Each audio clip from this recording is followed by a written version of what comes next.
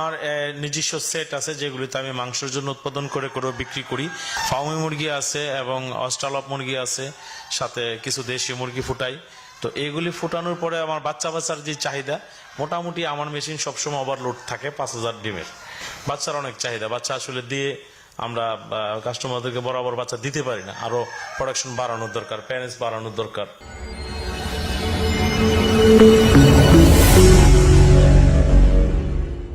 আসসালামু আলাইকুম।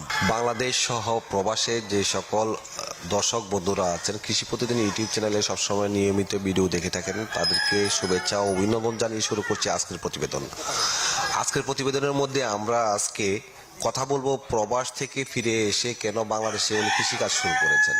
কৃষিকাজের মধ্যে উনি প্রাণী সম্পদের মধ্যে উনি ফার্মি মুরগি লালন পালন করছেন, ব্ল্যাক অস্ট্রালপ, দেশি গলাচিলা এবং দেশি মুরগি নর্মাল যে বিটটি আছে সেই জাতের মুরগিগুলো লালন পালন করে আসছেন। তো ওনার এখান থেকে কিন্তু পর্যায়ক্রমে এই মুরগিগুলো বর্তমানে প্যারেন্টস গড়ে তুলতে পেরেছেন। এখন বর্তমানে উনি কয়েক মাস হলো উনি ইনকিউবেটরে বাচ্চা বিক্রি করছেন। তো এই ইনকিউবেটর ওনার আছে কিনা সেই ইনকিউবেটরটা আমরা একটু দেখতে চাই এবং আপনাদেরকে দেখাতে চাই, এবং উনি আসলে ব্যবসায় কতটুকু সফলতা অর্জন করেছেন, আসলে কি উনি সফলতা অর্জন করতে পেরেছেন সেই জিনিসটি ওনার কাছে জানবো। তাহলে চলুন আমরা কথা বলি তিতাস এগ্রো ফার্ম অ্যান্ড হ্যাচারির মালিক জনাব মোহাম্মদ মাইনুদ্দিন ভাইয়ের সাথে কথা বলবো এবং এই তথ্যগুলো আপনাদের সামনে উপস্থাপন করব। আর এই তথ্যগুলো উপস্থাপন করার জন্য সাথে থাকবো আমি মোহাম্মদ রানা হামিদ। আসসালামু আলাইকুম। ওয়ালাইকুম আসসালাম ওয়া রাহমাতুল্লাহি ওয়া বারাকাতুহু। আপনার নাম এবং পরিচয়টা একটু দেবেন। জি, আমি মাইনুদ্দিন, ফার্মের নাম হলো Titas agro farm and hatchery. এটা দরিয়া দৌলত, বাঞ্ছারামপুর উপজেলা, ব্রাহ্মণবাড়িয়া ডিস্ট্রিক্ট। তো আগে তো আপনার ফার্মি মুরগির প্রতিবেদন করেছি এবং ব্ল্যাক অস্ট্রালপের প্রতিবেদন করেছি। আমরা এখান থেকে যে আপনারা বাচ্চা বিক্রি করেন সেই ইনকিউবেটরটা একটু দেখতে চাচ্ছিলাম। দর্শকরা অনেকে আমাদের কাছে মেসেজ করতেছেন, অনেকে ফোন দিচ্ছেন যে আপনার এখানে ইনকিউবেটর আসলে আছে কিনা। তো সেই জিনিসটা আমরা একটু দেখতে চাইবো। তার আগে আমি আপনার কাছে একটু দেখতে চাই যে আমার এই যে সে বড় বড় শেড করেছেন দুই পাশে, এখানে এটার মধ্যে আপনি কি রেখেছেন?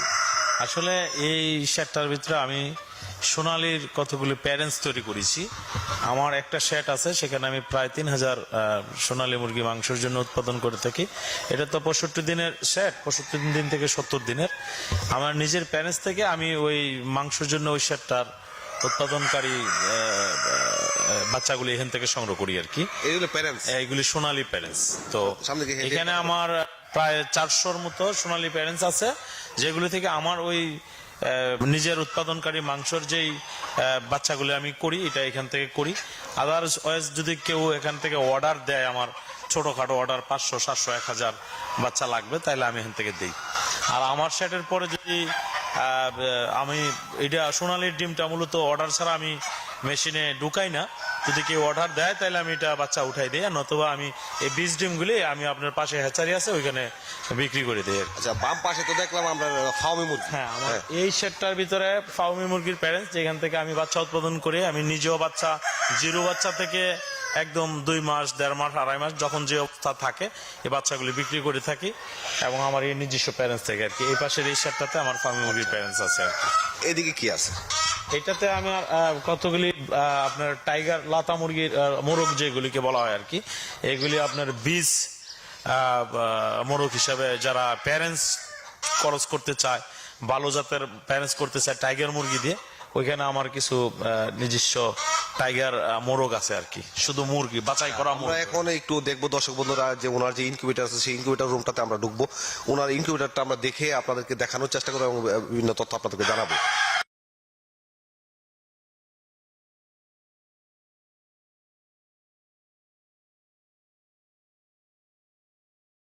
আপনার এখানে যে ইনকিউবেটর মেশিনটি আছে, মেশিনটি আপনার কতগুলি এখান থেকে আপনার?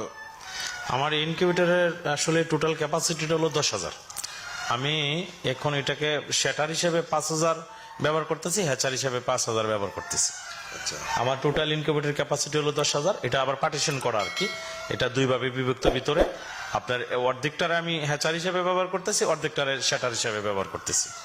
তো এখান থেকে আপনারা যে বাচ্চাগুলি ফুটানো হয় আপনারা মান্থলি, যেহেতু আপনি কয়েক মাস যাবত বিক্রি শুরু করেছেন, বাচ্চা ফুটানো শুরু করেছেন, অত ভালোভাবে হিসাব না করলেও এখন মান্থলি আপনার কেমন প্রোডাকশন হচ্ছে? আমার এখানে 5,000, তো আসলে আমার নিজস্ব সেট আছে যেগুলিতে আমি মাংসের জন্য উৎপাদন করে করে বিক্রি করি। ফার্মি মুরগি আছে এবং অস্ট্রালপ মুরগি আছে, সাথে কিছু দেশি মুরগি ফুটাই। তো এইগুলি ফুটানোর পরে আমার বাচ্চার যে চাহিদা, মোটামুটি আমার মেশিন সবসময় ওভারলোড থাকে 5,000 ডিমের।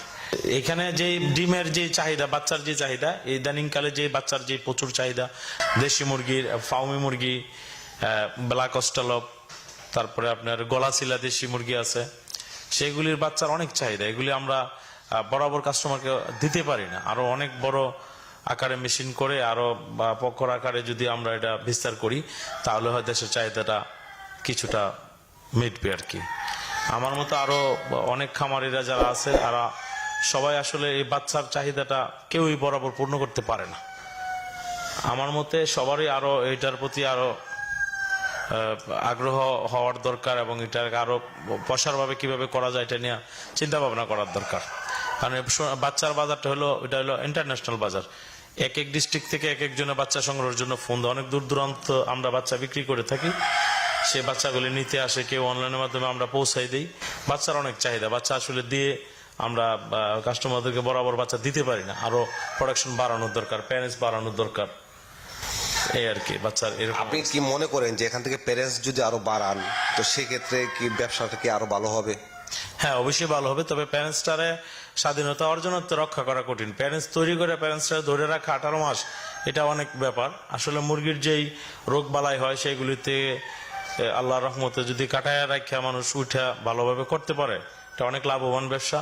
আমি যে প্রথম শুরু করছিলাম সেটা অনেক ছোট আকারে শুরু করছিলাম, 200, 300, 400 করে বাচ্চা নিয়ে শুরু করছিলাম মুরগিতে 2 বছর আগে। এখন তো আলহামদুলিল্লাহ আমি নিজের প্যারেন্টস থেকে নিজের বাচ্চা উৎপাদন করে নিজে পালন করি এবং সারা দেশেই কম বেশ বাচ্চা বিক্রি করে আসতেছি। দর্শক বন্ধুদেরকে আমাকে একটু দৃষ্টি আকর্ষণ করতে চাই, আপনারা যারা হচ্ছে ফার্মি মুরগি, ব্ল্যাক অস্ট্রালপ মুরগি, দেশি মুরগি অথবা দেশি গলাচিলা মুরগি যেগুলো আছে সেগুলোর বাচ্চা যদি আপনারা সংগ্রহ করতে চান, আপনারা ওনার নাম্বারে কথা বলতে পারেন। নিচে ডিসক্রিপশন বক্সে ওনার নাম্বার দিয়ে দিব। মোবাইলে আপনারা যখন ভিডিওটা দেখবেন তখন মোবাইল স্ক্রিনেও দেখবেন যে ওনার নাম আসছে। একটি জিনিস আমাকে আপনাদের বলতেই হচ্ছে, যারা এই লাইনে নতুন, যারা পুরাতন আছেন তারা তো জানেনি যে যখন ডিমটি দেওয়া হয় তা কিন্তু একদিনে বের হয়ে যায় না।